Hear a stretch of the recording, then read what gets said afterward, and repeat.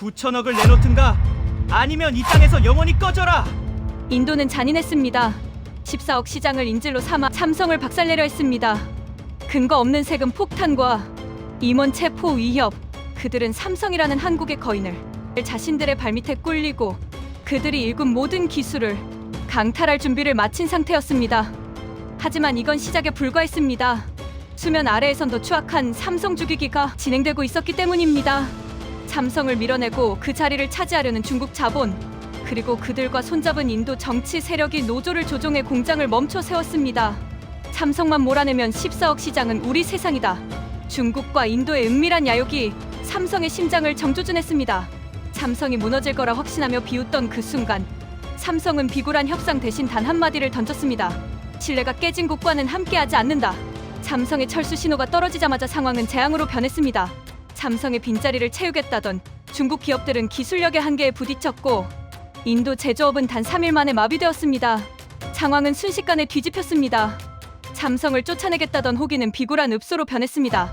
인도 고위 관료들이 한국의 호텔방 앞에서 번호표를 쥐고 삼성의 처분만 기다리는 처참한 광경이 펼쳐진 것입니다. 대체 무엇이 삼성을 이토록 무서운 슈퍼갑으로 만들었을까요?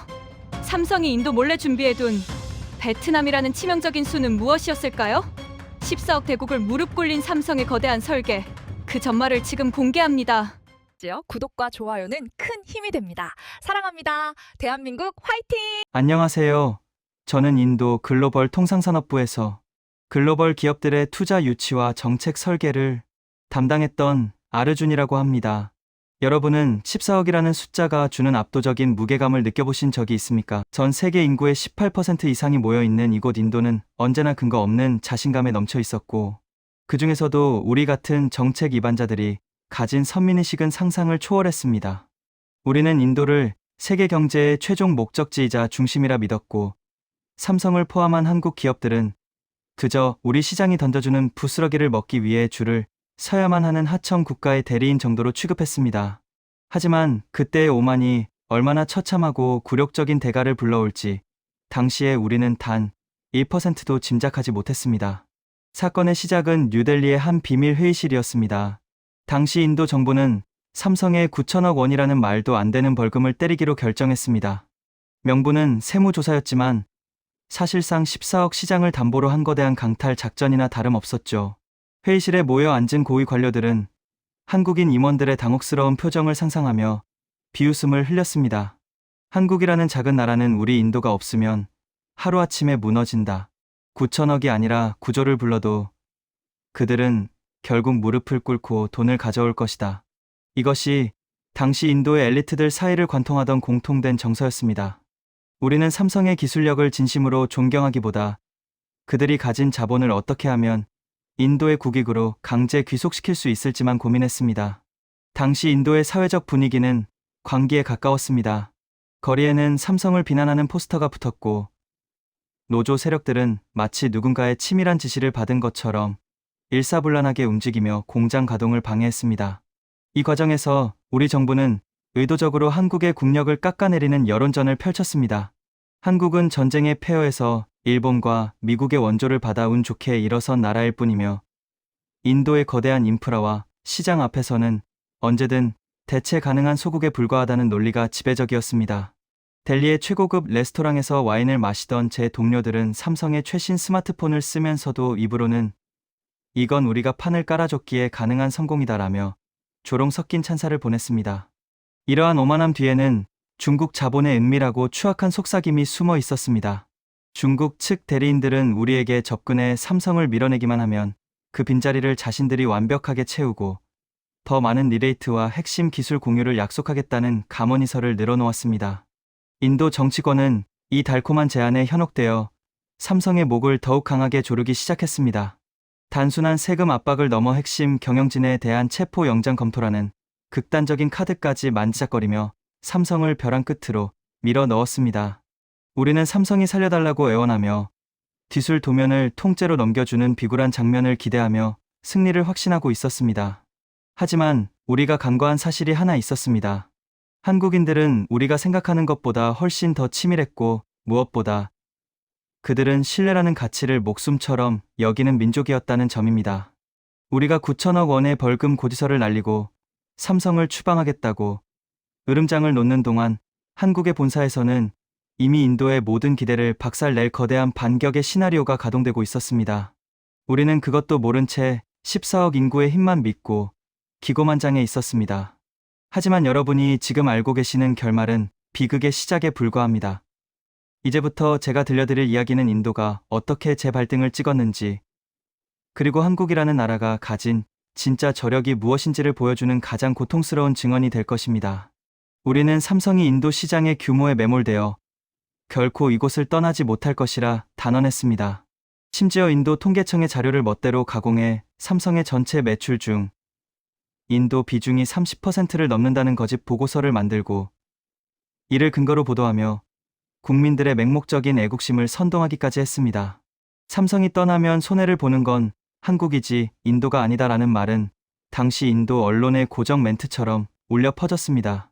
그러나 상황이 급격하게 변하기 시작한 건 삼성의 공식 성명이 발표된 직후였습니다. 신뢰가 깨진 곳에서는 단 1원의 투자도 할 수 없다는 이 짧은 문장이 불러올 파장을 우리는 그때까지도 단순한 엄살이나 협상용 카드라고 치부하며 비웃고 있었습니다. 실제로 인도 내 노조들과 정치권은 삼성을 대체할 중국 기업들의 목록을 작성하며 이미 승리의 축배를 들고 있었습니다. 샤오미와 비보 같은 기업들이 삼성의 빈자리를 채우면 인도의 스마트폰 시장은 더 활성화될 것이라는 근거 없는 장밋빛 전망이 쏟아졌습니다. 하지만 그 데이터들이 얼마나 허구였는지, 그리고 삼성이 수십 년간 구축해 놓은 정교한 공급망과 독보적인 기술력이 인도의 저렴한 인건비 따위와는 비교도 안 될 만큼 거대한 자산이었다는 것을 깨닫는 과정은 너무나도 잔인했습니다. 한국을 비웃던 우리의 오만이 붕괴되는 첫 번째 균열은 우리가 가장 자신 있어 했던 생산 현장에서부터 소리 없이 시작되었습니다. 삼성이 보여준 차가운 침묵은 곧 인도의 자존심을 난도질하기 시작했습니다. 우리는 그들이 결국 협상 테이블로 기어 나올 것이라 믿었지만 삼성은 아예 테이블 자체를 치워버리는 선택을 했습니다. 9천억 원의 벌금을 내느니 인도 시장 전체를 포기하겠다는 식의 강단 있는 태도는 인도의 엘리트들에게 거대한 충격을 주었습니다. 설마 진짜로 나가겠어? 라는 의문이 공포로 바뀌기까지는 채 일주일도 걸리지 않았습니다. 14억 시장의 주인이라고 자부하던 우리가 사실은 삼성이라는 거대한 생태계에 기생하고 있었다는 사실을 직면하게 된 것입니다. 그리고 이 사건의 이면에는 우리가 상상조차 하지 못했던 한국의 비장의 무기가 숨겨져 있었습니다. 인도가 한국을 하청 국가로 부르며 조롱하던 그 오만한 시절의 끝자락에서 저는 목격했습니다. 델리 정보청사를 방문한 삼성의 실무진들이 단호하게 가방을 싸서 나가는 그 차가운 뒷모습을 말입니다. 그들은 화를 내지도 않았고 비굴하게 소리를 지르지도 않았습니다. 그저 냉정하게 인도와의 모든 연결고리를 하나씩 끊어내기 시작했습니다. 그제야 저는 깨달았습니다. 우리가 건드린 것은 단순한 기업 하나가 아니라 인도의 미래를 통째로 쥐고 있는 한국의 자존심이었다는 것을 말입니다. 인도는 삼성에 9천억 벌금을 때리며 압박했지만 삼성은 이미 베트남에 더 큰 대안을 준비해두고 있었습니다. 결국 인도가 삼성을 키운 게 아니라 삼성이 인도를 키웠다는 사실이 드러나는 데는 그리 긴 시간이 필요하지 않았습니다. 인도인들이 가진 가장 큰 착각은 우리가 삼성에 기회를 주었다고 믿는 것이었습니다. 1995년 삼성이 처음 인도에 문을 두드렸을 때 초기 투자금은 약 82억 원에 불과했습니다. 당시 우리 정부 관료들은 이 금액을 보고 비웃었습니다. 14억이라는 거대한 잠재력을 가진 나라에 고작 그 정도 금액으로 발을 들이려 하느냐며 고압적인 태도를 유지했죠. 하지만 삼성이 그 82억 원을 어떻게 16조 원 이상의 가치로 불려나갔는지, 그리고 그 과정에서 인도의 낙후된 산업 지도를 어떻게 통째로 갈아엎었는지를 되돌아보면 그것은 투자가 아니라 자선에 가까운 헌신이었습니다. 삼성은 단순히 물건을 파는 것이 아니라 인도라는 나라의 제조라는 개념 자체를 이식하기 시작했습니다. 당시 인도의 가전시장은 조악한 품질의 내수 제품들이 판을 치고 있었습니다. 삼성이 들어오기 전까지 인도에서 텔레비전이나 냉장고는 부유층의 전유물이었고 그마저도 고장이 나면 수리할 곳조차 마땅치 않았습니다. 하지만 삼성은 노이다의 황량한 벌판에 공장을 짓고 한국에서 온 기술자들을 투입해 인도인들에게 정밀 제조 기술을 가르쳤습니다. 숫자로만 보면 단순한 고용 지표의 상승이었지만 실질적으로는 인도가 수십 년이 걸려도 도달하지 못했을 정밀 제조 생태계가 삼성에 의해 강제로 구축된 셈입니다. 우리가 삼성의 덕을 보고 있다는 사실을 외면한 채 인도가 삼성을 키워주고 있다는 오만한 보고서를 올리던 시절이었습니다. 노이다 공장은 단순한 제조 시설이 아니었습니다. 그것은 인도가 세계적인 IT 강국으로 거듭나기 위한 초석이었습니다. 삼성이 그곳을 세계 최대 규모의 스마트폰 제조 허브로 키워내는 동안 수만 명의 인도인들이 한국식 공정 관리와 품질 제어 기술을 전수받았습니다. 당시 우리 정부 내부에서는 삼성의 성공을 보며 묘한 시기심을 느끼기 시작했습니다. 매년 수십 %씩 성장하는 삼성의 매출 수치를 보며 우리는 그것이 삼성의 노력 덕분이 아니라 인도의 14억 인구라는 시장의 힘 때문이라고 규정했습니다. 삼성이 저만큼 성장한 것은 우리가 땅을 내주고 시장을 열어줬기 때문이다라는 목소리가 높아졌고, 이는 곧 삼성을 길들여야 한다는 위험한 발상으로 이어졌습니다. 실제로 삼성의 영향력은 노이다를 넘어 인도 전역으로 퍼져나갔습니다. 벵갈루루에는 거대한 연구소가 들어섰고, 델리와 뭄바이에는 현대적인 디자인 센터들이 생겨났습니다. 수천 개의 인도 현지 부품 업체들이 삼성의 공급망에 합류하며 동반 성장했습니다. 1995년에 미미했던 82억 원의 투자는 어느덧 연간 매출 16조 원이라는 거대한 산업 피라미드를 형성했습니다. 인도의 엘리트들은 이 피라미드의 꼭대기에 올라앉아 삼성이 일궈낸 결실을 마치 자신들의 소유인 양 착각하기 시작했습니다. 그들은 삼성이 구축한 이 정교한 시스템이 삼성 없이는 단 1초도 돌아갈 수 없다는 사실을 애써 무시했습니다. 더욱 기막힌 것은 우리가 삼성의 수치와 기록들을 의심하기 시작했다는 점입니다. 인도 세무당국은 삼성의 회계 장부를 재검증하며 그들이 인도에서 거둔 수익 중 상당 부분이 부당하게 유출되고 있다는 프레임을 씌웠습니다. 삼성은 인도의 노동력을 착취하고 이익만 챙겨간다는 자극적인 선동이 정치권에서 흘러나왔고, 우리는 이를 통해 삼성을 압박할 명분을 차곡차곡 쌓아갔습니다.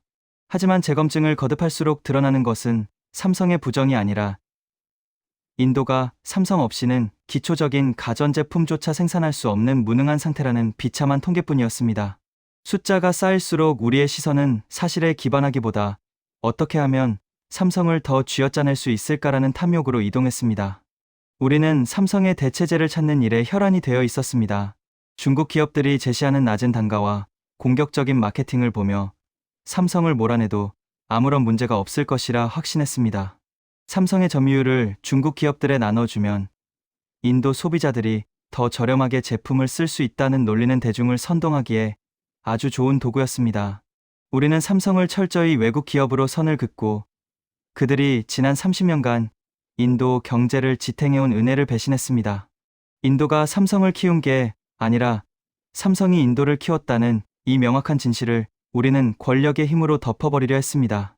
삼성 덕분에 현대화된 인도의 인프라를 보며 우리는 그것이 삼성의 기여가 아니라 인도의 위대함 때문이라는 착각에 깊게 빠져들었습니다. 노이다의 거대한 공장 단지에서 쏟아져 나오는 수천만 대의 스마트폰은 인도의 자존심이었지만 그 자존심의 원동력인 삼성의 기술력은 무시당했습니다. 우리는 삼성을 인질로 잡아 9천억 원의 벌금을 때리고 그들의 팔을 비틀면 결국 모든 것을 내놓을 것이라 믿었습니다. 하지만 삼성은 우리가 생각하는 것보다 훨씬 더 차갑고 철저하게 다음 판을 준비하고 있었습니다. 14억의 자부심이 한순간에 무너져 내리는 소리가 들려오기 시작한 것은 우리가 삼성을 가장 강하게 압박하던 바로 그 순간이었습니다. 삼성이 보여준 고요함은 패배의 징후가 아니었습니다. 그것은 인도를 향한 마지막 경고였으나 우리는 그 침묵의 의미를 읽지 못했습니다. 16조 원의 매출 뒤에는 수조 원의 세수와 수십만 명의 생계가 걸려 있었지만 오만의 눈이 먼 관료들에게는 그저 삼성을 굴복시켜 얻어낼 전리품만 보였을 뿐입니다. 한국을 비웃으며 시작된 이 배신극은 결국 인도가 감당할 수 없는 수준의 부메랑이 되어 돌아오기 시작했습니다. 인도가 삼성을 쫓아내려던 그 오만한 결정이 불러올 대재앙은 이제 막 서막을 올리고 있었습니다. 뉴델리의 정부 청사 깊숙한 곳에 위치한 비공개 회의실은 그날따라 유독 음산한 기운이 감돌았습니다. 에어컨 바람이 차갑게 실내를 채웠지만 자리에 앉은 고위 관료들의 얼굴에는 비열한 흥분감이 서려 있었죠. 우리는 그곳에서 삼성이라는 거대 기업을 어떻게 요리할지 결정하는 최후의 판결을 내리고 있었습니다. 당시 제가 목격한 광경은 정책 회의라기보다는 거대한 인질극의 모의 현장에 가까웠습니다. 한 고위 정책관은 서류 뭉치를 내던지며 삼성은 이제 우리 소나기에 든 쥐에 불과하다며 낄낄거렸습니다. 그들의 오만함은 극에 달해 있었고 14억이라는 숫자가 주는 권력에 완전히 취해 있었습니다. 우리가 내린 결정은 가혹했습니다. 삼성에 9천억 원이라는 황당한 벌금을 때리기로 합의한 것입니다. 명분은 끼워 맞추기식 세무조사였지만 본질은 삼성의 주머니를 털어 인도의 곳간을 채우겠다는 천박한 탐욕이었습니다. 우리는 삼성이 절대로 인도를 떠나지 못할 것이라고 확신했습니다. 14억 시장이라는 거대한 미끼를 물고 있는 한 삼성은 아무리 고통스러워도 9천억 원을 내놓으며 고개를 숙일 수밖에 없다고 단언했죠. 한 동료는 회의실 창밖을 내다보며 한국인들은 겁쟁이라서 우리가 목줄을 조금만 조여도 금방 살려달라고 애원할 것이라며 비웃음을 흘렸습니다. 심지어 우리는 삼성이라는 기업 자체를 압박하는 것에 그치지 않고 핵심 임원 개인들에게까지 수백억 원의 과징금을 부과하는 비열한 수를 썼습니다. 개인의 재산과 자유를 볼모로 잡으면 삼성 본사가 더 빨리 무릎을 꿇을 것이라는 계산이었습니다. 이것은 명백한 협박이었고 국제적인 비즈니스 상식으로는 도저히 이해할 수 없는 폭거였습니다. 하지만 당시에 우리는 그것을 인도의 힘이라고 믿었습니다. 강대국인 인도가 소국인 한국의 기업을 마음대로 부리는 것은 당연한 권리라고 생각했으니까요.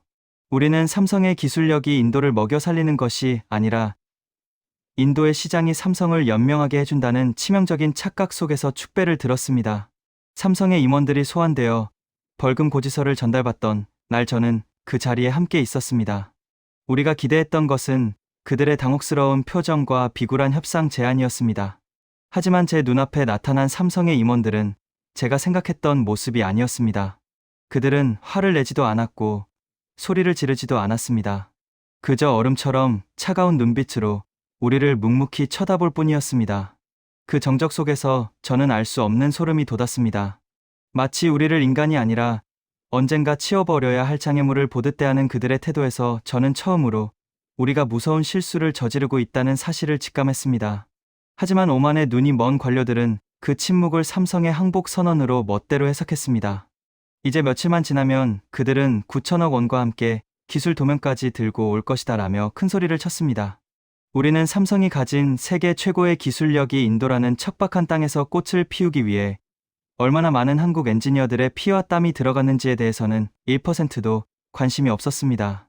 오직 그들이 가진 돈과 기술을 어떻게 하면 무상으로 강탈할 수 있을지만 고민했죠. 굴복하지 않으면 추방하겠다는 우리의 협박은 사실 인도의 미래를 스스로 추방하는 자살행위였다는 것을 당시에는 아무도 깨닫지 못했습니다. 우리는 삼성이 인도 공장을 멈추는 것은 불가능하다고 믿었습니다. 수조 원이 투자된 설비와 수만 명의 숙련된 노동자들을 두고 떠나는 것은 기업 경영상 미친 짓이라고 생각했기 때문입니다. 하지만 한국인들의 DNA에는 우리가 모르는 무언가가 있었습니다. 그들은 신뢰를 잃은 파트너와는 단 1분도 같은 방에 있지 않는다는 단호함을 가지고 있었습니다. 우리가 9천억 원이라는 숫자에 매몰되어 낄낄거리는 동안 삼성은 이미 인도에서의 모든 희망을 접고 있었습니다. 그들은 조용히 짐을 싸기 시작했고 그들이 짐을 싸는 소리는 인도의 경제가 무너져 내리는 파열음이었으나 우리는 여전히 14억이라는 환각에 빠져 있었습니다. 당시 인도 언론들은 정부의 이런 강경 대응을 연일 찬양하며 삼성 죽이기에 앞장섰습니다. 인도의 주권을 무시하는 한국 기업은 필요 없다는 자극적인 헤드라인이 신문 일면을 도배했고 정치인들은 거리로 나와 삼성 추방을 외치며 지지율을 끌어올렸습니다. 우리는 삼성이 굴복하지 않는 이유가 그저 마지막 자존심을 지키려는 허세일 뿐이라고 비웃었습니다. 삼성이 공장을 멈추면 인도 노동자 수십만 명이 일자리를 잃고 관련 부품 업체들이 줄도산할 것이라는 전문가들의 경고는 애국심이라는 광기에 묻혀 철저히 무시당했습니다. 우리는 삼성이 가진 기술력이 인도라는 거대 시장 없이는 아무짝에도 쓸모없을 것이라는 치명적인 착각 속에 빠져 있었습니다. 이 오만함의 대가는 우리가 상상한 것보다 훨씬 더 빠르고 잔인하게 다가왔습니다. 우리가 삼성을 벼랑 끝으로 밀어 넣었다고 생각한 그 순간 삼성은 오히려 인도의 무법 천지 같은 환경을 목격하며 철수라는 결단에 확신을 더해가고 있었습니다. 9천억 원의 벌금 폭탄은 삼성의 항복을 받아내는 도구가 아니라 인도를 영원히 떠나게 만드는 기폭제가 되었습니다. 그리고 이 혼란을 틈타 삼성의 심장부를 직접 겨냥한 또 다른 폭탄이 터지기 시작했습니다. 그것은 단순히 돈의 문제가 아니라 인도의 심장부를 완전히 멈춰 세우려는 거대한 음모의 시작이었습니다. 삼성의 공장이 위치한 노이다와 첸나이의 하늘에 불길한 먹구름이 들이우기 시작했습니다. 우리가 삼성을 조롱하며 비웃던 그 시간 공장 정문 앞에서는 이전에 본 적 없는 기괴하고도 폭력적인 장면들이 연출되고 있었습니다. 그것은 정당한 노동자들의 외침이 아니라 누군가에 의해 치밀하게 기획된 파괴의 서막이었습니다. 우리는 여전히 9천억 원이라는 전리품을 챙길 생각에 들떠 있었지만 삼성의 공장 안에서 들려오는 소리는 생산의 활기가 아니라 멈춰버린 기계들의 비명이었습니다. 폭탄은 우리가 예상치 못한 곳에서 동시에 터졌습니다. 그리고 그 배후에는 우리가 믿었던 동맹이 아닌 인도의 미래를 집어삼키려는 거대한 붉은 그림자가 숨어 있었습니다. 삼성이 흔들릴수록 미소 짓는 이들이 누구인지, 그리고 인도의 정치인들이 누구의 지갑을 채우기 위해 삼성을 배신했는지가 서서히 드러나기 시작했습니다. 하지만 진실을 깨달았을 때는 이미 삼성이 구축한 거대한 성벽이 인도를 떠날 준비를 마친 뒤였습니다. 우리가 뉴델리의 집무실에서 9천억 원이라는 전리품을 어떻게 분배할지 논의하며 축배를 들고 있을 때 남부의 거대 산업 기지인 첸나이에서는 마치 정교하게 설계된 시계 장치가 돌아가듯 또 다른 폭탄이 터졌습니다. 삼성의 핵심 가전 공장이 위치한 첸나이에서 수천 명의 노동자가 일제히 일손을 놓으며 전례 없는 규모의 파업에 돌입한 것입니다. 그런데 이 파업은 우리가 흔히 보아온 노동자들의 처우 개선을 위한 정례적인 몸짓이 아니었습니다. 현장에서 들려오는 요구사항은 상식을 완전히 벗어나 있었고 그것은 경영이라기보다는 강탈에 가까운 억지였습니다. 그들은 임금 35% 인상이라는 현실 불가능한 수치를 제시하는 것도 모자라 노조의 승인 없이는 삼성 본사가 어떠한 경영적 결정도 내릴 수 없게 하라는 독소 조항을 내걸었습니다. 사실상 공장의 운영권을 자신들에게 넘기라는 무례한 선언이었으나 당시에 우리는 그 뒤에 숨겨진 거대한 배신을 알아차리지 못했습니다. 첸나이 공장 정문 앞을 가득 메운 시위대 사이에서는 묘한 기류가 감돌았으며 평범한 공장 노동자라고 보기에는 지나치게 조직적이고 전문적인 선동가들이 대거 합류해 현장을 지휘하고 있었습니다. 그들은 확성기를 통해 삼성이 인도인들의 노동력을 착취해 한국으로 막대한 부를 유출하고 있다는 근거 없는 증오를 퍼뜨렸고 노동자들은 그 선동에 취해 자신들의 삶의 터전을 스스로 파괴하고 있었습니다. 저는 당시 현장 보고를 받으며 전율을 느꼈습니다. 이것은 단순한 노사 갈등이 아니라 삼성이라는 거대한 제국을 인도의 심장부에서 도려내려는 치밀한 정치적 공작이었기 때문입니다. 인도 지방정부와 경찰은 이 명백한 불법 행위를 지켜보면서도 노동자의 권리라는 허울 좋은 명분 뒤에 숨어 사실상 파업단을 묵인하며 삼성의 팔을 비틀고 있었습니다. 더욱 기막힌 것은 인도 언론의 태도 변화였습니다.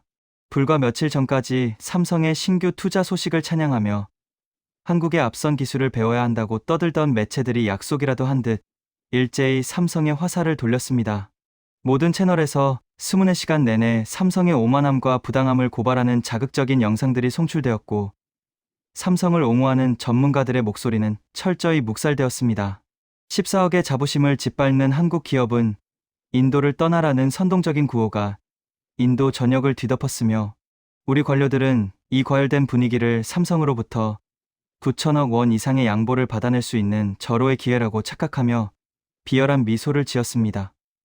우리는 삼성이 결국 이 막대한 손실을 견디지 못하고 무릎을 꿇은 채 우리가 던진 노예 계약서에 서명할 것이라고 확신했습니다.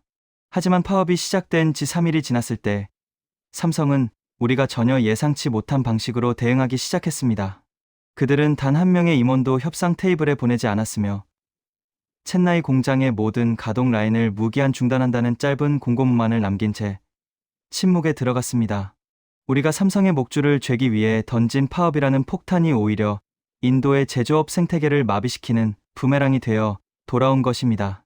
삼성 공장에 부품을 납품하던 수천 개의 인도 현지 중소기업들이 즉각적인 도산 위기에 처했고 수십만 명의 생계가 한순간에 벼랑 끝으로 내몰렸습니다. 첸나이에 번화했던 상권은 차갑게 식어갔으며 활기가 넘쳐야 할 공업지대는 유령 도시처럼 변해갔습니다. 우리는 그제야 삼성이 멈추는 것이 곧 인도가 멈추는 것이라는 공포스러운 진실을 직면하게 되었습니다.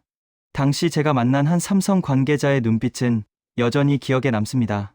그는 당황하기는커녕 오히려 이 혼란스러운 상황을 냉정하게 기록하고 있었으며 마치 이 모든 광경이 인도를 떠나야 할 정당한 증거 자료라도 되는 듯 침착했습니다. 우리는 삼성이 굴복하기를 기다렸지만 삼성은 오히려 인도의 법치주의가 붕괴된 현장을 전 세계 본사에 실시간으로 보고하며 철수를 위한 명분을 차곡차곡 쌓아가고 있었습니다. 14억이라는 숫자의 힘만 믿고 삼성을 벼랑 끝으로 밀어 넣었던 우리의 호기는 점점 불안으로 변해갔고 시간이 흐를수록 초조해지는 쪽은 거인이 아니라 바로 우리 자신이었습니다. 파업단 뒤에서 미소 짓던 배후 세력들은 상황이 자신들의 의도대로 흘러가지 않자 더욱 과격한 수단을 동원했습니다. 공장 내부 시설을 파괴하려는 시도가 이어졌고 삼성 임원들에 대한 신변 위협까지 서슴지 않았습니다. 이 모든 난장판 속에서 인도의 국가 브랜드는 쓰레기통으로 처박히고 있었으나 오만의 눈이 먼 정치인들은 여전히 승리를 확신하며 삼성의 항복을 기다리고 있었습니다. 하지만 삼성이 준비한 진짜 반격은 첸나이의 거리나 뉴델리의 회의실이 아니라 우리가 상상조차 하지 못했던 머나먼 곳에서 이미 완성되어 가고 있었습니다. 폭탄은 동시에 터졌지만 그 파편에 심장이 뚫린 것은 삼성이 아니라 스스로의 생명줄을 끊어버린 오만한 인도였습니다. 우리는 삼성이 9천억 원의 벌금과 공장 마비라는 이중고를 절대 버티지 못할 것이라고 단언했습니다. 한국이라는 나라가 가진 제조 DNA를 단순한 운으로 치부했던 우리의 무지는 인도의 산업화를 30년 뒤로 후퇴시키고 있었습니다. 삼성의 빈자리를 노리며 수면 아래에서 발톱을 드러냈던 중국 기업들이 과연 인도의 친구였을까요? 아니면 인도를 영원한 하청 기지로 전락시키려던 포식자였을까요? 그 추악한 진실이 드러나기까지는 그리 오랜 시간이 걸리지 않았습니다. 인도가 삼성의 목을 조르고 있다고 믿었던 그 순간 사실 우리는 인도의 미래를 교수대에 매달고 있었던 것입니다.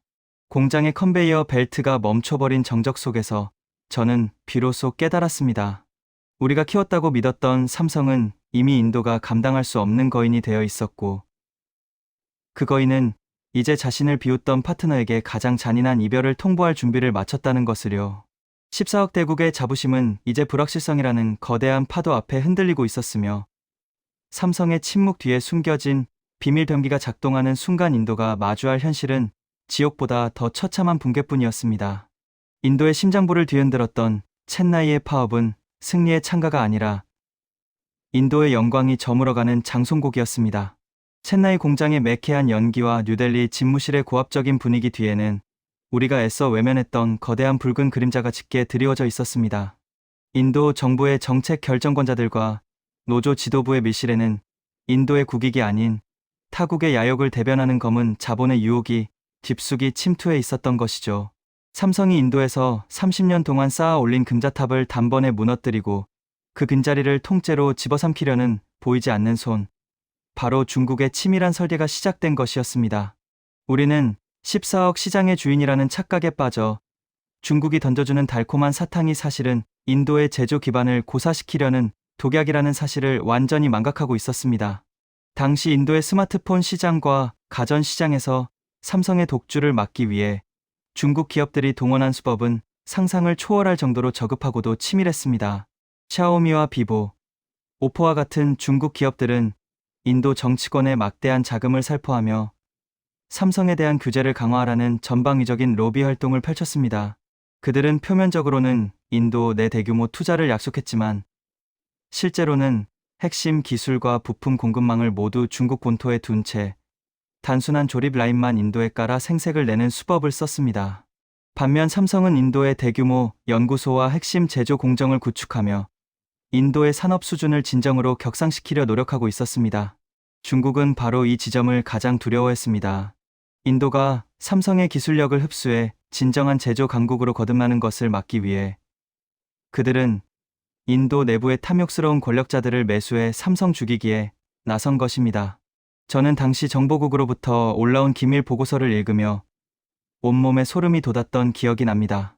첸나이 공장의 파업을 주도했던 노조 지도부의 비밀 계좌에 홍콩과 싱가포르를 거친 거액의 자금이 입금된 정황이 포착되었기 때문입니다. 그 자금의 최종 행선지는 중국의 국영 기업들과 연결된 유령 회사들이었습니다. 삼성만 몰아내면 14억 시장은 우리 세상이다라는 중국 자본의 목소리가 인도 노조 지도부의 입을 통해 노동자 권리 쟁취라는 가짜 구호로 둔갑해 터져 나오고 있었던 것입니다. 우리 관료들은 중국 자본에 매수되어 삼성의 회계 장부를 조작하고 근거 없는 9천억 원의 벌금을 때리는 과정을 지켜보며 그것이 인도의 자존심을 세우는 일이라 착각했습니다. 하지만 그것은 인도의 자존심이 아니라 중국의 이익을 위한 추악한 대리전이었습니다. 중국 기업들은 삼성이 파업과 벌금으로 흔들리는 틈을 타 공격적인 저가 공세를 펼치며 인도의 시장 점유율을 약탈하기 시작했습니다. 그들이 사용하는 부품의 90% 이상이 중국산이었음에도 불구하고 그들은 인도산이라는 거짓 딱지를 붙여 인도 소비자들을 기만했습니다. 당시 데이터에 따르면 삼성의 점유율이 5% 하락할 때마다 중국 기업들의 점유율은 정확히 그만큼 상승했습니다. 이것은 우연이 아니라 철저히 계산된 고사 작전이었습니다.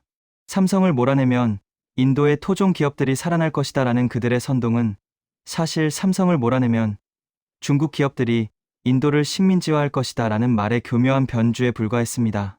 인도의 정치 세력과 노조는 이 과정에서 중국의 완벽한 꼭두각시가 되어 움직였습니다. 삼성이 공들여 키워온 숙련된 인도 노동자들은 선동가들의 혀끝에 놀아나 자신들의 밥그릇을 스스로 깨부수는 어리석은 행위에 동참했습니다. 우리는 한국이라는 나라가 가진 제조 DNA가 얼마나 귀한 것인지 전혀 알지 못했습니다. 삼성이 인도에 전수한 공정관리 기술과 품질 제어 시스템은 중국의 저급한 물량 공세로부터 인도를 보호하는 최후의 보루였습니다. 하지만 오만의 눈이 먼 우리 엘리트들은 그 소중한 가치를 철저히 부정했습니다. 델리의 정부 청사회의실에서 제가 만난 동료들은 중국 기업들은 우리 말을 잘 듣는데 삼성은 너무 꼿꼿하다며 불평을 늘어놓았습니다. 그들은 길들여진 노예가 되기를 자처하며 진정한 파트너인 삼성을 적으로 돌리고 있었습니다. 실제로 당시 우리가 신봉했던 중국의 투자 약속은 모두 허상으로 드러나기 시작했습니다. 삼성이 지은 노이다 공장이 지역 경제의 중심이 되어 수만 명을 먹여 살린 것과 달리 중국 기업들은 공장 부지만 확보한 채 건설을 차일피일 미루며 인도의 땅값 상승분만 챙겨 떠나는 행각을 벌였습니다. 그런데도 우리 관료들은 중국이 삼성을 대체할 유일한 대안이라며 그들을 옹호했습니다. 한국의 삼성은 인도의 규제와 파업이라는 이중고를 겪으며 피눈물을 흘리고 있었고 그 피 냄새를 맡은 중국 자본은 인도의 제조 생태계를 조각조각 찢어 발길 준비를 마쳤습니다. 인도가 키운 것은 삼성이 아니라 우리를 집어삼키려는 중국의 야욕이었음을 그때는 아무도 고백하지 않았습니다. 우리는 삼성의 기록들을 의심하며 수치 조작의 증거를 찾기 위해 세 차례나 대대적인 재검증을 실시했습니다. 삼성의 인도 내 매출 16조 원이 허위이거나 그들이 주장하는 고용 창출 효과가 과장되었다고 믿고 싶었기 때문입니다.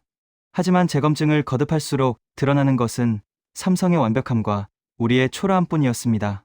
삼성의 물류 시스템은 단 1원의 오차도 없이 작동하고 있었고 그들이 인도 협력업체들의 지급한 대금은 인도 제조업 전체를 지탱하는 혈관과도 같았습니다. 숫자가 쌓일수록 우리 조사관들의 얼굴은 창백해졌습니다. 우리가 공격하고 있는 대상이 사실은 인도를 먹여 살리는 가장 거대한 심장이었다는 사실이 데이터로 증명되었기 때문입니다. 특히 충격적이었던 것은 삼성의 R&D 투자 기록이었습니다. 중국 기업들이 단 한 푼의 연구 개발비도 인도에 쓰지 않을 때 삼성은 벵갈루루 연구소에 수천억 원을 쏟아부으며 인도 천재 소프트웨어 엔지니어들을 세계 수준으로 길러내고 있었습니다. 이 기록을 확인한 한 조사관은 제게 조용히 다가와 이렇게 말했습니다. 우리가 지금 무슨 짓을 하고 있는 겁니까? 삼성을 쫓아내면 이 기술 인력들은 모두 중국 기업의 하청 노예가 될 텐데요. 그 순간 저는 깨달았습니다. 우리의 관심이 삼성의 벌금 액수라는 결과에서 삼성이 왜 인도에 필요한가라는 원인으로 강제로 이동당하고 있다는 사실을 말입니다. 중국은 자신들이 갖지 못한 삼성의 초격차 기술을 탐냈고 인도를 도구로 삼아 삼성의 숨통을 끊어놓으려 했습니다. 삼성의 핵심 엔지니어들에게 접근해 인도를 떠나 중국으로 오면 수십 배의 연봉을 주겠다며 유혹하는 일들이 비일비재하게 일어났습니다. 인도는 그저 중국의 기술 탈취를 돕는 조연에 불과했습니다. 14억의 자부심은 중국의 전략 앞에 휴지 조각처럼 구겨졌고, 우리는 삼성이라는 거인을 희생양 삼아 중국의 배를 불려주는 매국적 행위를 경제적 자립이라는 이름으로 포장하고 있었습니다. 우리가 삼성을 얕보며 비웃던 그 시간에도 중국의 기술진들은 삼성의 공장 설계도를 빼내기 위해 인도의 부패한 관료들과 은밀한 거래를 이어갔습니다. 하지만 삼성이 보여준 침묵은 공포가 아니라 우리를 향한 멸시였습니다. 그들은 인도 정부와 중국 자본의 추악한 결탁을 이미 파격적인 정보망을 통해 파악하고 있었고, 우리가 쳐놓은 그물이 얼마나 낡고 구멍 난 것인지 비웃고 있었습니다. 삼성은 인도 정부와 더 이상 지루한 협상을 이어가지 않았습니다. 대신 그들은 자신들의 글로벌 공급망 지도에서 인도라는 거대한 점을 소리 없이 지워나가기 시작했습니다. 9천억 원의 벌금을 요구하며 당당했던 우리 관료들은 삼성이 보낸 차가운 공문을 받고서야 사태가 심각함을 감지했습니다. 그 공문에는 단 한 줄의 감정적 호소도 없었습니다. 오직 신뢰할 수 없는 국가와는 어떠한 미래도 설계할 수 없다는 냉정한 현실 선고만이 적혀 있었을 뿐입니다. 우리는 한국이라는 나라가 150년 전부터 서양 열강의 압박 속에서도 굴복하지 않았던 그 무서운 DNA를 너무나 과소평가했습니다. 삼성이 9천억 원의 벌금 앞에 무릎을 꿇고 인도 시장을 구걸할 것이라던 우리의 기대는 산산조각 났습니다. 그들은 인도의 14억 시장보다 자신들의 기업 가치와 기술의 자존심을 수천 배 더 소중히 여겼습니다. 중국과 손을 잡고 삼성을 흔들었던 인도의 정치인들은 이제 곧 몰아칠 삼성의 거대한 철수 소용돌이 앞에서 자신들이 무슨 짓을 저질렀는지 처절하게 깨닫게 될 운명이었습니다. 삼성이 감춰둔 결정적인 승부수, 인도의 오만함을 단번에 잠재울 그 비밀 무기가 이미 베트남의 넓은 대지 위에서 거대한 진동을 일으키며 가동을 시작하고 있었기 때문입니다. 우리가 삼성을 하청 국가의 기업이라 비웃으며 중국의 가머니설에 취해 있던 그 시간에도 삼성은 이미 인도라는 전장을 포기하고 새로운 기지를 향해 거침없이 진군하고 있었습니다. 9천억 원을 받아내면 인도의 모든 문제가 해결될 줄 알았던 우리의 착각은 곧 인도 경제 전체를 뒤흔들 대재앙의 서막이 되었습니다. 중국은 결코 삼성을 대체할 수 없었습니다. 그들은 인도를 진정한 파트너로 보지 않았고 그저 삼성의 시체를 뜯어먹기 위해 모여든 하이에나에 불과했으니까요. 14억 대국 인도가 삼성 앞에서 얼마나 작고 초라한 존재였는지 그 비참한 진실이 드러나는 순간은 우리가 상상한 것보다 훨씬 더 잔인하고 파괴적인 방식으로 다가오고 있었습니다. 인도 정부가 9천억 원의 벌금 고지서를 던지고 노조가 공장 정문을 폐쇄했을 때 우리가 기대했던 삼성의 반응은 당황한 임원들이 정부 청사복도에 줄을 서서 선처를 구걸하는 비굴한 모습이었습니다. 하지만 삼성은 우리의 오만한 예상을 비웃듯 철저한 침묵으로 일관했습니다. 그 고요함은 패배자의 굴욕이 아니라 사냥의 끝을 확신한 포식자의 냉정함에 가까웠습니다. 삼성은 인도 정부의 공식 항의나 면담 요청에 일절 응하지 않았고 언론을 통한 감정적인 대응조차 극도로 자제했습니다. 대신 그들은 조용히 법무팀과 글로벌 전략기획실을 가동해 인도 정부의 벌금 부과가 국제무역규범과 인도 스스로가 제정한 투자보호법을 어떻게 정면으로 위반했는지에 대한 방대한 증거 자료를 수집하기 시작했습니다. 우리는 그들이 소송을 준비한다는 소식을 들었을 때만 해도 코웃음을 쳤습니다. 인도의 법정에서 외국 기업이 정부를 상대로 이길 리 없다고 자만했기 때문입니다. 하지만 삼성의 침묵 카드는 법정 싸움 그 이상이었습니다. 그들은 인도의 모든 신규 채용을 즉각 중단했고 예정되어 있던 4조 원 규모의 공장 설비 고도화 계획을 무기한 연기했습니다. 노이다와 첸나이의 공급망을 타고 흐르던 삼성의 거대한 자본 줄기가 한순간에 마르기 시작하자 가장 먼저 비명을 지른 것은 삼성의 뒤에서 미소 짓던 인도의 중소부품 업체들이었습니다. 수십 년간 삼성을 파트너로 삼아 성장해온 이들은 삼성의 주문서가 끊기자마자 파산 위기에 직면했습니다. 우리는 이 현상을 보고도 삼성이 결국 손해를 견디지 못하고 돌아올 것이라 믿었습니다. 하지만 삼성의 시선은 이미 인도라는 전장을 완전히 떠나 있었습니다. 그들은 조용히 인도 내 주요 자산의 가치를 재평가하며 언제든 현금화하여 철수할 수 있는 출구, 전략을 완성해가고 있었습니다.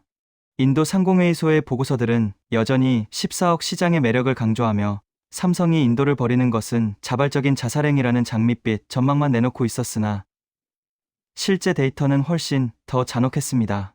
삼성의 인도 내 스마트폰 생산량 비중이 소리 없이 줄어들고 있었고 그 물량은 이름조차 생소했던 해외의 다른 기지들로 급격히 분산되고 있었습니다. 재검증을 지시했던 우리 조사관들은 이 과정에서 큰 당황에 빠졌습니다. 삼성이 제출한 생산 리포트에는 인도에서의 생산 효율이 급격히 떨어지고 있다는 사실이 명확한 수치로 기록되어 있었고 이는 인도의 열악한 인프라와 부패한 행정 시스템을 정조준하고 있었습니다. 우리가 삼성의 장부에서 오류를 찾으려 혈안이 되어 있을 때 삼성은 인도의 국가 시스템 자체가 거대한 오류라는 사실을 전 세계 투자자들에게 조용히 증명하고 있었던 것입니다. 숫자가 쌓이면서 세계의 시선은 인도의 거대 시장이라는 환상에서 인도의 추악한 민낯이라는 현실로 이동했습니다. 삼성은 단 한마디의 비난도 하지 않았지만 그들의 침묵은 그 어떤 고함보다 크게 인도의 오만을 꾸짖고 있었습니다. 침묵 속에서 삼성은 인도 정부와 중국 자본이 결탁한 정황 증거들을 하나둘씩 국제금융기구와 글로벌 권위지에 흘리기 시작했습니다. 인도는 더 이상 투자처로서의 신뢰를 유지할 능력이 없다는 평판이 월스트리트와 런던의 금융가를 뒤덮었습니다. 우리가 9천억 원을 벌겠다고 불인 탐욕이 인도가 향후 100년 동안 벌어들일 수 있는 수천조 원의 외자 유치 기회를 통째로 날려버리고 있다는 사실을 깨달았을 때는 이미 모든 것이 늦어 있었습니다. 글로벌 대기업들의 경영진이 인도를 방문하려던 계획을 취소하고 대신 한국의 삼성 본사를 방문해 인도 사태의 추이를 묻는 믿기 힘든 일들이 벌어졌습니다. 인도의 엘리트들은 자신들이 세계 경제의 주인공인 줄 알았으나 실상은 삼성이라는 거대한 신뢰의 보증인 없이는 누구도 쳐다보지 않는 불모지에 불과했습니다. 삼성의 대응은 차가울 정도로 치밀했습니다. 그들은 인도 정부와 공식적인 채널을 끊는 대신 인도 내부의 합리적인 지식인들과 현장 노동자들에게 강력한 무언의 메시지를 전달했습니다. 무리한 요구를 일삼는 노조 지도부가 사실은 중국 기업들의 사주를 받고 있다는 구체적인 정황이 온라인을 통해 퍼져나갔고 직장을 잃을 위기에 처한 평범한 인도 노동자들 사이에서 노조와 정부를 향한 분노가 들끓기 시작했습니다. 우리를 먹여 살리는 것은 정부도 중국도 아닌 삼성이다라는 목소리가 현장에서 터져 나왔을 때 우리 관료들은 비로소 사태의 심각성을 인지했습니다. 하지만 삼성은 여전히 침묵을 지켰습니다. 그들은 구걸하는 자에게는 기회를 주지만 신뢰를 저버린 자에게는 두 번 다시 손을 내밀지 않는다는 한국 기업 특유의 단호함을 보여주었습니다. 우리는 삼성이 첸나이 공장의 파업을 해결하기 위해 노조와 협상 테이블에 앉기를 기다렸습니다. 하지만 삼성은 협상 대신 공장 폐쇄라는 극단적인 카드를 검토하기 시작했습니다. 말이 통하지 않는 상대와는 대화하지 않는다는 삼성의 원칙은 인도의 노조 세력들에게는 거대한 공포로 다가왔습니다. 그들은 삼성이 절대 공장을 버리지 못할 것이라 확신하며 배수진을 쳤지만 삼성은 이미 인도 공장을 대체할 수 있는 지능형 자동화 라인을 해외에 구축 완료한 상태였습니다. 인도의 저렴한 노동력은 더 이상 삼성에게 매력적인 요소가 아니었습니다. 기술이 노동을 완벽하게 대체하고 신뢰가 시장 규모를 압도하는 새로운 시대의 문법을 삼성은 침묵으로 가르치고 있었습니다. 관심이 인도 정부의 승리 여부에서 인도가 앞으로 어떻게 먹고 살 것인가라는 생존의 문제로 옮겨가기 시작했을 때 삼성의 철수설은 이미 루피와 가치의 사상 최저치 경신이라는 결과로 나타났습니다. 우리가 9천억 원의 벌금이라는 전리품에 집착하는 동안 인도의 경제 전체가 인질로 잡혀 있었다는 사실을 이제야 모두가 처절하게 알게 된 것입니다. 삼성은 여전히 조용히 짐을 싸고 있었습니다. 그들이 공장에서 하나둘씩 떼어내는 설비들은 단순한 기계 덩어리가 아니라 인도의 현대화를 지탱하던 심장이었습니다. 그 심장이 멈춰갈수록 인도의 오만함은 비굴한 읍소로 변할 준비를 하고 있었습니다. 이 모든 과정에서 삼성은 한국 특유의 저력을 유감없이 보여주었습니다. 압박하면 굴복하는 다른 나라 기업들과 달리 한국의 삼성은 압박할수록 더 단단하게 뭉쳐 창의적인 대안을 찾아냈습니다. 150년 전 서양 함대 앞에 섰던 그들의 조상들처럼 삼성은 현대의 경제 전쟁터에서 인도의 무리한 요구에 단 한 발자국도 물러서지 않았습니다. 우리는 삼성이 가진 베트남이라는 카드가 얼마나 치명적인 독이었는지 전혀 알지 못했습니다. 삼성이 침묵하며 준비한 그 카드 뒤에는 인도가 감히 상상도 못할 규모의 거대한 기지가 이미 가동을 시작하고 있었습니다. 인도가 삼성을 버린 것이 아니라 삼성이 인도를 심판하기 시작한 것이었습니다. 이 차가운 침묵의 끝에서 삼성이 꺼내 든 마지막 패는 인도의 심장부를 완전히 얼어붙게 만들었습니다. 14억의 자부심이 한순간에 무너져 내리는 파열음이 들려왔고, 우리는 그제야 우리가 건드린 것이 사자가 아니라 잠자는 용이었다는 사실을 깨달았습니다. 삼성의 비밀 무기가 공개되는 순간 인도는 더 이상 세계의 중심이 아니라 글로벌 공급망에서 퇴출당하는 외톨이로 전락할 위기에 처해 있었습니다. 그 처절한 역전의 드라마는 이제 삼성의 다음 행보를 통해 완성될 준비를 마쳤습니다. 뉴델리의 정부 청사 집무실에 한 장의 기밀 보고서가 도착했을 때 회의실 안의 공기는 순식간에 영하로 떨어진 듯 차갑게 얼어붙었습니다. 우리는 그동안 인도가 삼성의 유일한 대안이자 전 세계에서 가장 매력적인 시장이라고 굳게 믿어왔습니다. 14억이라는 거대한 숫자의 힘 앞에 삼성은 결국 무릎을 꿇을 것이며 9천억 원의 벌금도 결국은 지불할 수밖에 없을 것이라고 확신했죠. 하지만 우리 앞에 놓인 보고서에 담긴 수치와 사진들은 그 모든 오만이 얼마나 처참한 착각이었는지를 잔인하게 증명하고 있었습니다. 그것은 삼성이 지난 수년간 인도의 눈을 피해 조용히 그러나 치밀하게 구축해온 거대한 제조 제국의 실체였습니다. 베트남의 하노이와 박린성, 타이잉우엔성에 들어선 삼성의 거대 공단들은 우리가 자랑하던 노이다 공장을 순식간에 초라한 작업장 수준으로 전락시키는 압도적인 위용을 자랑하고 있었습니다. 우리는 보고서에 기록된 통계를 재검증하며 경악을 금치 못했습니다. 전 세계에서 유통되는 삼성 스마트폰의 무려 50% 이상이 인도가 아닌 베트남에서 생산되고 있다는 사실이 드러난 것입니다. 연간 1억 5천만 대가 넘는 최첨단 기기들이 베트남의 공장에서 쏟아져 나오고 있었고, 그 생산 라인은 인도의 첸나이 공장보다 수십 배나 정교한 자동화 시스템을 갖추고 있었습니다. 우리는 14억 인구의 저렴한 인건비를 무기로 삼성을 협박했지만 삼성은 이미 인건비의 굴레를 벗어나 90% 이상의 자동화율을 달성한 스마트 팩토리를 베트남에 완성해두고 있었습니다. 인도가 파업과 규제로 삼성의 발목을 잡고 있을 때 삼성은 베트남에서 인도의 모든 물량을 단 며칠 만에 대체할 수 있는 거대한 백업 시스템을 가동하고 있었던 것입니다. 우리는 인도가 없으면 삼성이 무너질 것이라 믿었지만 삼성은 이미 인도 없이도 세계를 지배할 준비를 마친 상태였습니다. 이것은 당시 회의실에 모여있던 우리 관료들이 내뱉은 처절한 탄식이었습니다.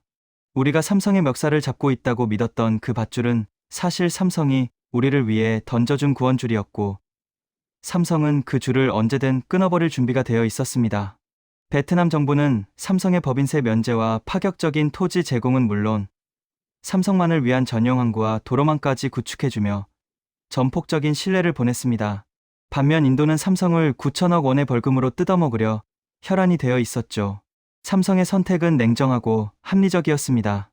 신뢰가 깨진 인도 대신 자신들을 국가적 파트너로 대우하는 베트남으로 모든 핵심 기술의 무게중심을 옮겨버린 것입니다. 재검증 과정에서 드러난 더욱 충격적인 사실은 삼성이 단순히 조립 라인만 베트남으로 옮긴 것이 아니라는 점이었습니다. 우리가 그토록 갈망하던 반도체 후공정 라인과 최첨단 디스플레이 제조 시설, 심지어 차세대 폴더블 폰의 핵심 부품 공장들이 이미 베트남에 뿌리를 내리고 있었습니다. 이것은 인도가 지난 30년 동안 삼성의 구걸에도 얻지 못했던 핵심 기술들이었습니다.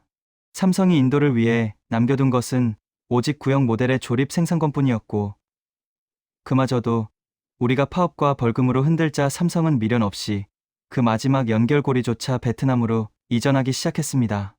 인도의 엘리트들이 한국은 하청 국가라며 조롱하던 그 오만한 입술은 이제 공포로 인해 파랗게 질려 떨리고 있었습니다. 실제로 베트남에서의 생산 수치가 쌓여갈수록 인도의 경제 지표는 소리 없이 붕괴되었습니다. 삼성의 전체 매출 중 인도 공장의 비중은 어느덧 10% 미만으로 추락해 있었고, 반면 베트남은 삼성 전체 수출액의 25% 이상을 차지하는 거대한 기지로 급부상했습니다. 관심이 인도의 내수 시장 규모라는 허상에서 베트남의 압도적인 제조 경쟁력이라는 현실로 이동했을 때 우리는 우리가 저지른 실수가 단순히 기업 하나를 놓친 것이 아니라 인도의 국가 경쟁력 자체를 말살시킨 대재앙이었음을 깨달았습니다. 숫자는 거짓말을 하지 않았습니다. 삼성의 비밀 장부에는 이미 인도 시장을 리스크 관리 대상으로 분류하고 모든 신규 물량을 베트남으로 우선 배정한다는 냉혹한 원칙이 세워져 있었습니다. 우리가 삼성의 기록을 오류라고 의심하며 조사를 벌이는 동안 전 세계의 투자자들은 인도의 무능함을 비웃으며 베트남으로 몰려갔습니다. 삼성조차 견디지 못한 나라에 누가 투자를 하겠는가라는 말이 글로벌 경제계의 상식이 되었습니다. 인도가 9천억 원이라는 눈앞의 푼돈에 집착하는 동안 베트남은 삼성으로부터 수백조 원의 경제 효과를 흡수하며 동남아시아의 새로운 맹주로 떠오르고 있었습니다. 한국인들은 우리에게 화를 내지도 사과를 요구하지도 않았습니다. 그들은 그저 조용히 베트남행 컨테이너 박스에 인도의 미래를 담아 실어보냈을 뿐입니다. 그 고요한 엑소더스를 지켜보며 저는 우리가 건드린 것이 한 기업의 이익이 아니라 한국이라는 국가가 가진 굴복하지 않는 초격차의 자존심이었다는 사실을 뼈저리게 통감했습니다. 특히 우리가 가장 자랑스러워했던 노이다 공장의 세계 최대 규모라는 타이틀도 사실은 삼성이 우리에게 준 마지막 선물이자 기회였다는 것이 드러났습니다. 삼성은 언제든 그 타이틀을 베트남의 새로운 단지로 옮길 수 있었고 실제로 첸나이 파업이 정점에 달했을 때 베트남의 증설 공장은 이미 풀가동을 준비하고 있었습니다. 인도는 대체 가능한 존재였지만 삼성은 대체 불가능한 존재였습니다. 이 명확한 갑을 관계의 진실이 베트남이라는 거울을 통해 비춰졌을 때 인도의 오만한 정치인들은 뒤로서 자신들의 목에 걸린 칼날을 인지하게 되었습니다. 14억의 자부심은 베트남이 보여준 압도적인 효율성과 삼성의 냉정한 결단 앞에 처참하게 짓밟혔습니다. 인도의 거리에서 삼성 추방을 외치던 시위대와 그 배후에서 미소 짓던 중국 세력들도 베트남 카드의 실체가 공개되자 당황하기 시작했습니다. 중국 기업들은 삼성이 떠난 자리를 자신들이 차지할 수 있을 것이라 장담했지만 삼성이 남긴 빈자리는 중국의 저질 기술로 채울 수 있는 수준이 아니었습니다. 삼성이 구축한 정교한 부품 공급망과 물류 시스템은 오직 삼성만이 운영할 수 있는 고유의 자산이었고 그 시스템이 베트남으로 통째로 옮겨가자 인도의 제조업은 단숨에 수십 년 전의 암흑기로 회귀했습니다. 우리는 삼성을 인질로 삼았다고 생각했으나 사실은 우리가 삼성이라는 거대한 항모에 올라탄 무임승차자였다는 사실이 베트남이라는 비밀병기에 의해 만천하에 공개된 것입니다. 결국 인도가 삼성을 키운 것이 아니라 삼성이 인도를 연명하게 해주고 있었다는 비참한 진실이 증명되었습니다. 삼성의 비밀 무기인 베트남 비즈는 인도의 오만함을 잠재우는 가장 강력한 억제력이자 인도가 감히 넘볼 수 없는 기술의 요새였습니다. 9천억 원의 벌금을 때리며 기세등등했던 우리 정부는 이제 베트남보다 못한 처지로 전락할지도 모른다는 공포에 휩싸였습니다. 삼성은 단 한 발의 총성도 없이 오직 이전이라는 두 글자로 14억 대국 인도의 자존심을 산산조각 냈습니다. 삼성이 베트남으로 기지를 옮기는 모습은 마치 거대한 폭풍이 지나간 자리처럼 인도의 산업 지형을 초토화했습니다. 우리가 얕보던 한국인들은 위기 앞에서 결코 무너지지 않았고 오히려 더 큰 대안을 통해 우리를 비웃었습니다. 이제 인도는 선택해야 했습니다. 끝까지 오만을 부리다 베트남에 밀려 역사의 뒤안길로 사라질 것인가, 아니면 이제라도 삼성 앞에 무릎을 꿇고 신뢰를 구걸할 것인가. 하지만 승패는 이미 결정되어 있었습니다. 삼성의 시선은 이미 인도 너머의 더 넓은 세계를 향하고 있었고 그들이 베트남에서 쏘아 올린 성공의 신호탄은 인도의 몰락을 알리는 조종과도 같았습니다. 첸나이 공장의 거센 파업 불길이 꺼지기 시작한 것은 정부의 공권력 투입 때문도 노조 지도부의 결단 때문도 아니었습니다.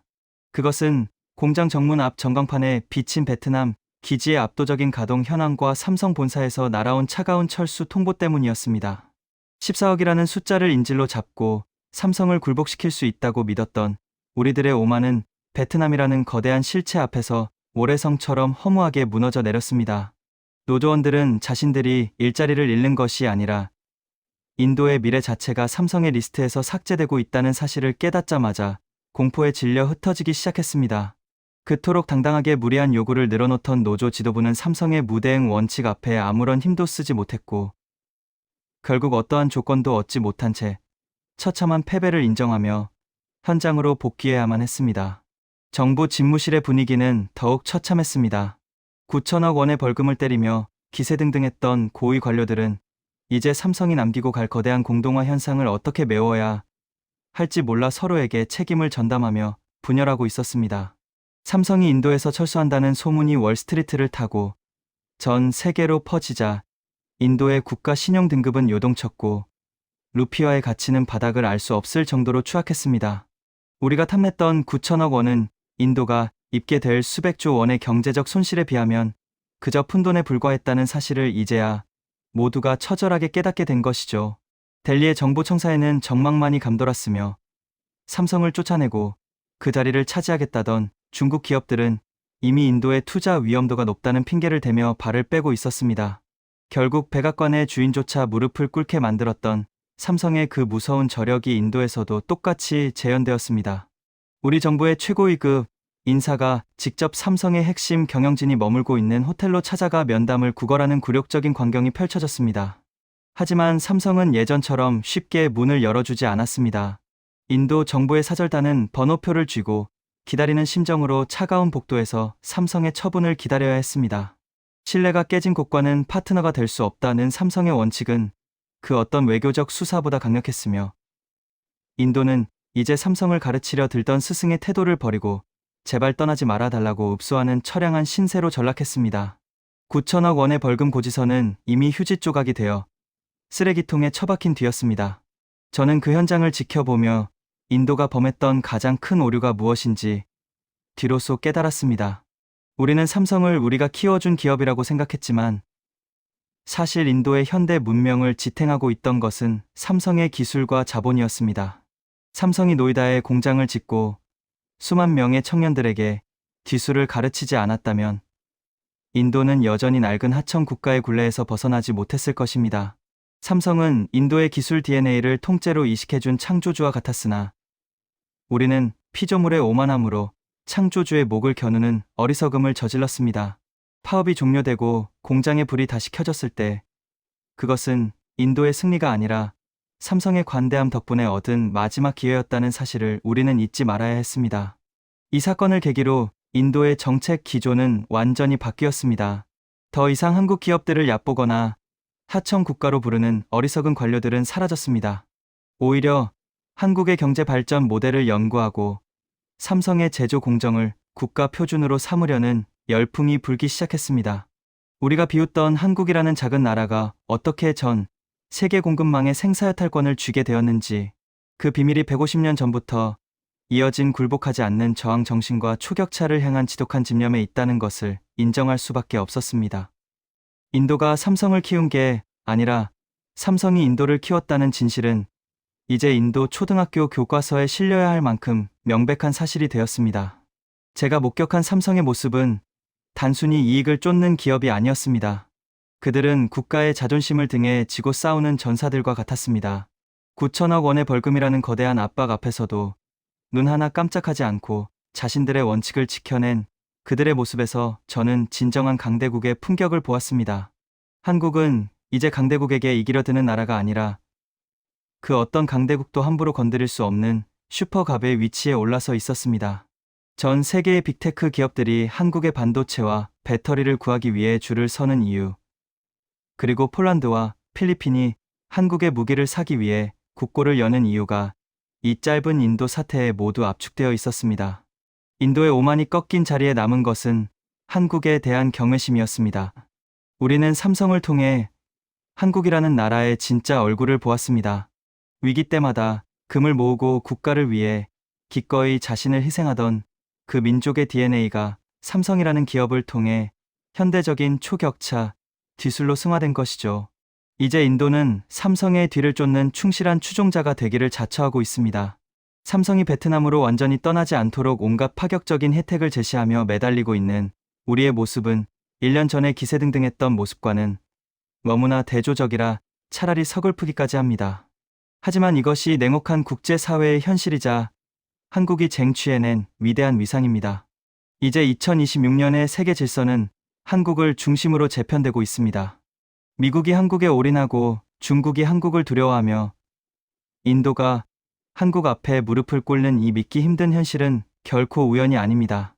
그것은 굴복을 거부하고 신뢰를 목숨처럼 여겨온 한국인들이 수십 년간 쌓아 올린 피와 땀의 결과물입니다. 저는 인도 산업통상진흥청의 일원으로서 삼성이 보여준 그 압도적인 저력을 평생 잊지 못할 것입니다. 인도가 삼성이라는 거인을 품기에 너무나 작고 오만했다는 사실을 고백하는 이 순간, 저는 오히려 한국이라는 나라의 위대함에 깊은 경의를 표하게 됩니다. 삼성이 인도에 남긴 교훈은 명확합니다. 신뢰를 저버린 파트너에게 미래는 없으며 기술의 초격차를 가진 자만이 세계의 주인이 될 수 있다는 것입니다. 인도는 이제 삼성의 발자취를 따라가며 자신들의 과오를 씻어내려 노력하고 있습니다. 노이다의 공장에서 다시금 울려 퍼지는 기계 소리는 인도의 희망이 아니라 한국의 기술력이 인도라는 대지에 베푸는 마지막 자비의 소리와도 같습니다. 14억 대국을 무릎 꿇린 삼성의 거대한 설계, 그리고 그 배후에 흐르는 한국의 강인한 DNA, 전 세계를 전율케 한 이 반전의 드라마는 이제 한국이 전 세계의 정점에 서 있다는 사실을 선포하며 마침표를 찍고 있습니다. 지금까지 제가 들려드린 이야기는 단순히 한 기업의 승전보가 아닙니다. 그것은 위대한 민족이 어떻게 세계를 쥐고 흔드는 슈퍼갑이 되었는지에 대한 가장 처절하고도 감동적인 증언입니다. 인도가 한국을 비웃던 그 오만한 시절은 끝났습니다. 이제 전 세계는 한국의 입술 끝에 주목하고 있으며 그들이 그리는 미래 지도에 자신들의 이름이 한 줄이라도 포함되기를 간절히 기도하고 있습니다. 대한민국이라는 이름이 주는 그 압도적인 무게감, 그것이 바로 2026년 오늘 우리가 목격하고 있는 가장 확실한 진실입니다.